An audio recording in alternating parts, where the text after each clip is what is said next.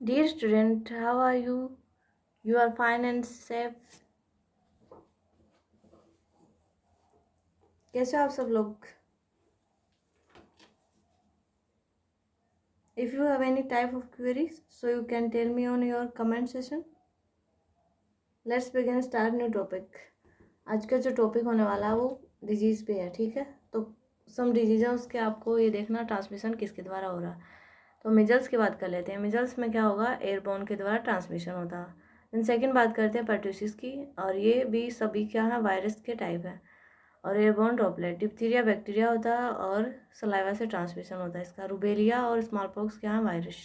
Airborne droplet यानी virus created disease है। Polio भी वायरस वाली डिजीज़ होती है जो फेशियल ओरल रूट के द्वारा ट्रांसमिशन इसका हो जाता है। क्योंकि अभी पोलियो की जो ड्रॉपलेट हमें पिलाई जाती थी।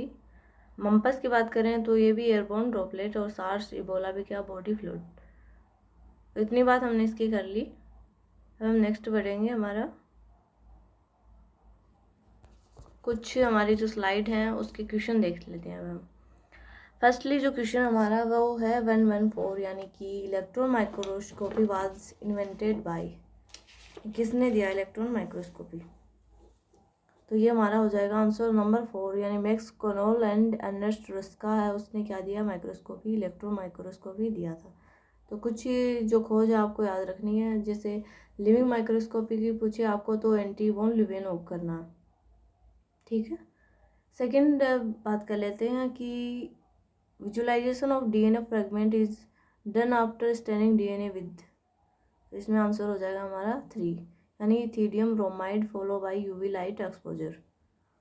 कि डीएनए को हमें देखना, ठीक है, और डीएनए को क्या करना, हमें स्टैनिंग करना, तो हम क्या यूज करेंगे उसके लिए, तो इथिडियम ब्रोमाइड तो होगा ही, उसके साथ यूवी लाइट भी हमें देनी होगी, तभी वो क्या होगा, हमें विजुलाइज होगा। तो इतनी बात आई समझ में। नेक्स्ट हम बात करते हैं, हमारा जो नेक्स्ट क्वेश्चन होगा वो है इन एस्टियस phase sodium dodecyl sulphate provide on overall charge to the protein. तो इसका हमें चार्ज पूछ रखा है, तो इसमें चार्ज होता है नेगेटिव, ठीक है। तो जो हमें एस्टियस फेज का और ये जो सोडियम डोडिसाइल सल्फेट प्रोवाइड करवाया जाता है, तो इसका चार्ज पूछ रखा है हमें, कौन सा चार्ज इसका होता है, तो कौन सा चार्ज होगा, नेगेटिव चार्ज है इसका। लास्ट बात करते हैं, who among the following is not an ethnologist, ये हम बाद में देखेंगे। नेक्स्ट क्वेश्चन आ जाता है हमारा, Sephadex gel is commonly use. आपको जेल भी याद करने पड़ेंगे क्योंकि जेल पे भी क्वेश्चन आ जाता है आपका, क्योंकि अगर एग्जामिनर अच्छा हुआ तो वो बारीकी से क्वेश्चन पूछेगा आपको।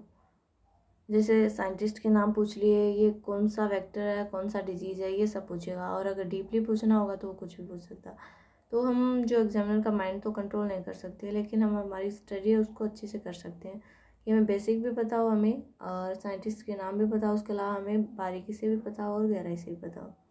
तो कहीं से भी क्वेश्चन आ जाए, हमारा क्वेश्चन रॉन्ग नहीं होना चाहिए।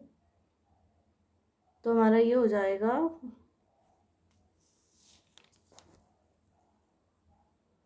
नंबर 3, यानी कि जेल फिल्ट्रेशन क्रोमेटोग्राफी है, उसमें यूज करते हैं सेफाडेक्स जेल।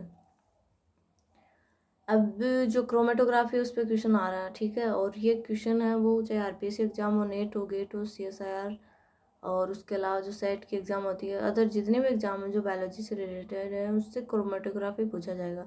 और लगभग जो क्वेश्चन बनते हैं वो अफिनिटी क्रोमेटोग्राफी और जेल फिल्ट्रेशन क्रोमेटोग्राफी द्वारा ही बनते हैं, ठीक है। अब मैं थोड़ा डिस्कशन यहाँ पे कर देती हूँ। जो आयन एक्सचेंज क्रोमेटोग्राफी है उसमें क्या होगा, आयन होते हैं हमारे, जैसे पॉजिटिव और नेगेटिव, उनका क्या होता है यहाँ पे एक्सचेंज होता है। और ऑब्जर्वेशन की बात करते हैं तो क्या होगा, इसमें ऑब्जर्वेशन होगा। उसके अलावा जेल फिल्ट्रेशन की बात करते हैं तो फिल्ट्रेट करते हैं, ठीक है। जेल लाइक कुछ मॉलिक्यूल होते हैं, ठीक है, उसमें केमिकल हम मिला देते हैं। तो जो लार्ज मॉलिक्यूल हैं वो तो क्या रह जाएंगे, पीछे रह जाएंगे। और स्मॉल यानी कि लार्ज मॉलिक्यूल जल्दी जल्दी बाहर आएंगे, स्मॉल मॉलिक्यूल थोड़ा टाइम लगाएंगे। एफिनिटोग्राफी क्रोमेटोग्राफी में क्या होगा, बाइंडिंग होने की जिसकी भी जितनी ज़्यादा एफिनिटी होगी वो क्या होगा, एफिनिटोक्रोमेटोग्राफी। तो ये सभी मैंने डिटेल से आपको बता दिया। उसके अलावा एक क्वेश्चन हमने कर लिया, जो अस्टेस phase sodium dodecyl sulphate provide as overall charge to the protein. तो ओवरऑल जो प्रोटीन पे चार्ज ये ला के रख देता है वो नेगेटिव चार्ज हो जाता, क्योंकि हम बात करते हैं अगर सेम सेम चार्ज होगा तो रिप्लेशन होगा, तो एक पॉजिटिव और नेगेटिव तो वो नहीं होगा। तो इतनी बात आपको आगे होगी समझ में। अब आगे चलते हैं हम। देन हमारा क्वेश्चन है 116, यानी during centrifugation which cell organ cell sediment and lower speed. अगर हम स्पीड को लोअर कर दें, ठीक है, सेडिमेंटेशन कर दें, स्पीड को नॉर्मल कर रहे हैं हम, ठीक है।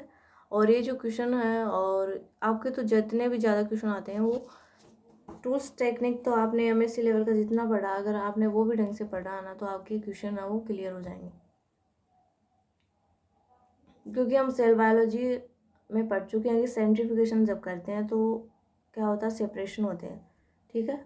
जितने भी ऑर्गन वगैरह हमारा, उनको हम अलग अलग रेंज पे देके सेपरेशन करवाते हैं उनका। तो इसकी स्पीड पूछिए लोअर स्पीड, तो वो किसकी होगी, न्यूक्लियाई की होगी लोअर स्पीड।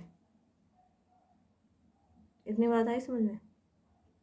कितना, आंसर नंबर 2 है यहाँ पे करेक्ट हो जाएगा कि सेंट्रीफ्यूगेशन जब कर रहे हैं तो ऑर्गेनेल में क्या सेडिमेंट होगा, लोअर स्पीड में कर रहे हैं तो, ठीक है, तो न्यूक्लियाई होगा। क्योंकि हम रेंज बढ़ाएंगे उसके अलावा, ठीक है, हाई रेंज पे होता है हमारे जो लार्ज मॉलिक्यूल हैं जैसे राइबोसोम वगैरह हो गया। क्योंकि अभी तो लोअर स्पीड पे पूछा, फिर हाई स्पीड पे पूछ लेगा, तो एग्जामिनर कहीं से भी क्वेश्चन बना सकता है, आपको तो प्रिपरेशन करनी है अपनी। अब हम बात कर लेते हैं हमारा ये क्वेश्चन नंबर 114, यानी कि electron microscopy was invented by, तो ये max Cornell and earnest rush का, और ये हमने देख लिया था। उसके अलावा हम चलते हैं, कुछ हमारी डिजीज रह गई थी, हम उसकी बात कर लेते हैं। देखो ये 67 का क्वेश्चन हमारा रह गया था, which among the following protozoa is not an example of endoparasite. तो इसने हम कर लेंगे, फोर्थ जो आंसर है वो करेक्ट हो जाएगा।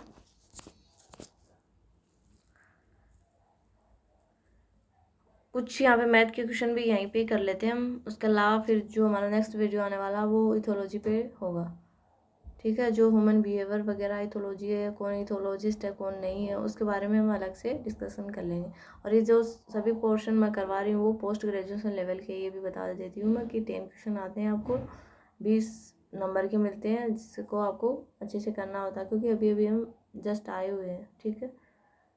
क्योंकि अभी अभी जो पढ़ा हुआ हमें अच्छे से लर्न रहता है, क्योंकि जो ज़्यादा गैप अगर स्टडी में दे दिया जाता है तो हमें कन्फ्यूजन होता है, बट अभी तो हम लेटेस्ट ही है ना, तो अपनी जो तैयारी हम बेस्ट कर सकते हैं ना।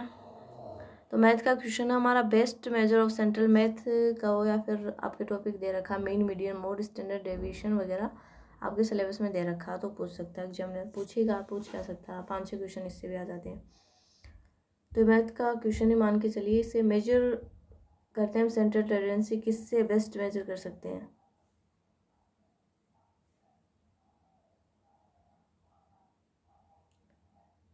तो इसमें हम कुछ कह नहीं सकते क्योंकि इसमें सारे ऑप्शन दे रखे हैं।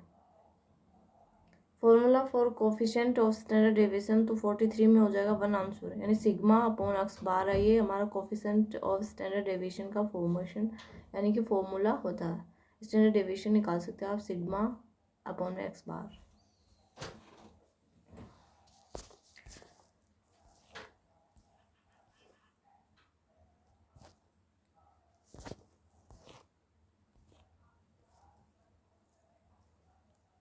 देन हम नेक्स्ट क्वेश्चन की तरफ जा रहे हैं, और नेक्स्ट हमारा क्वेश्चन है, which of the following chromatography does not utilise the mobile phase for interacting with the analyte.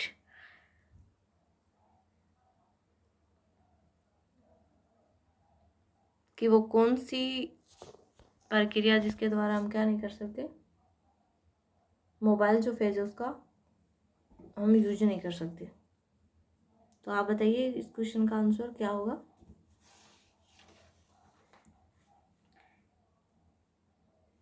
क्योंकि ये भी कंफ्यूजिंग ही क्वेश्चन है, क्योंकि इसमें आंसर सही नहीं दे रखे आपके। उसके अलावा नेक्स्ट बढ़ते हैं हम। Which of the following microscope allow microorganisms to see alive and without killing, fixing, standing and mounting। तो इसका हमारा करेक्ट आंसर हो जाएगा आंसर नंबर 3, यानी फेज कॉन्ट्रास्ट जो माइक्रोस्कोपी है वो क्या होगा, वो माइक्रोस्कोपी अलाउ करेगा microorganism to seen alive and without killing, यानी बिना हम किल किए और अच्छा सा ब्राइटनेस फिक्सिंग करके देख सकते हैं। वो क्या होगा? फेज कॉन्ट्रास्ट माइक्रोस्कोपी होगा। नेक्स्ट हमने इसकी बात तो करनी नहीं है।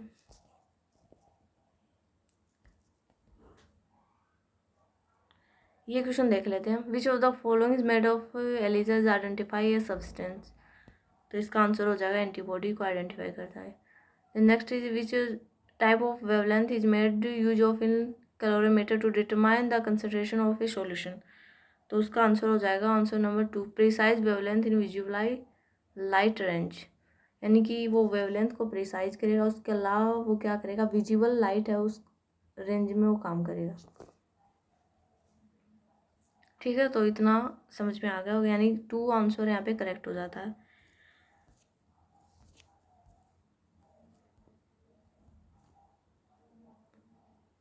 देन हम इसकी बात कर लेते हैं 73 number question. In gel electrophoresis, separated bands of DNA are cut out from the agarose gel and accreted from the gel pieces. This step is known as, आपको बतानी है स्टेप है वो क्या कहलाएगी जो एगारोस जेल में हम करते हैं।